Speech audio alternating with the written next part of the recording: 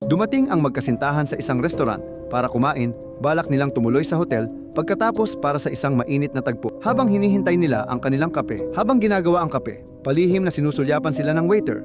Pati droga, nilagay niya sa inumin, sabay dinilaan pa ang kutsara. Dinala ng waiter ang mainit na kape na may masamang balak. Pero bago ito mainom ng magkasintahan, biglang kumilos ng kakaiba ang babaeng nasa likuran nila. Nagtuturo sa kape, parang may babala. Nagulat ang magkasintahan. At bago pa nila maunawaan ang nangyayari, galit na lumabas ang matabang waiter na may dalang baril. Pero si Badang ay hindi basta-basta. Mabilis siyang bumunot ng baril mula sa kanyang baywang at hinarap ang armadong matabang waiter. Nang makita ng waiter na hindi na inom ng magkasintahan ang kape, napilitan siyang ibaba ang kanyang baril. Dito napagtanto ni Badang na delikado ang lugar.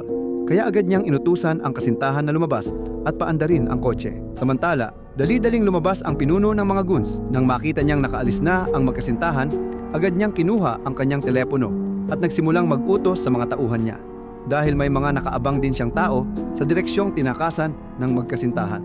Ngunit bago pa siya makaalis para habulin sila, biglang dumating ang isang sasakyan ng pulis. Dahil wala nang ibang paraan, napilitan ang lalaki na magkunwaring inosente.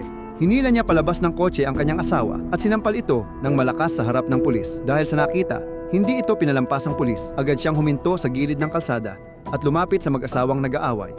Ngunit sa susunod na saglit, biglang bumunot ng baril ang babae at agad binaril ang target. Matapos ang lahat ng iyon, nagpalit ng uniforme ang lalaki at nagsuot ng kasuotang pulis. Minaneho niya ang police car papunta sa direksyong tinakbuhan ng magkasintahan. Hindi nagtagal, napansin ni Annie na may police car na sumusunod sa kanila. Akala nila ay may mahalagang sadya ang pulis, kaya kusa silang huminto sa gilid ng kalsada.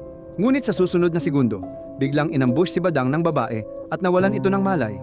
Naramdaman ni Annie na may kakaiba, kaya nagtangkang tumakas. Pero huli na ang lahat, tinamaan din siya ng taser ng isa sa mga goons. Ang lahat ng ito ay nasaksihan ng isang babaeng blondina na nagtatago sa loob ng sasakyan. Lumalabas na isa rin pala siyang bisita sa kahina-hinalang hotel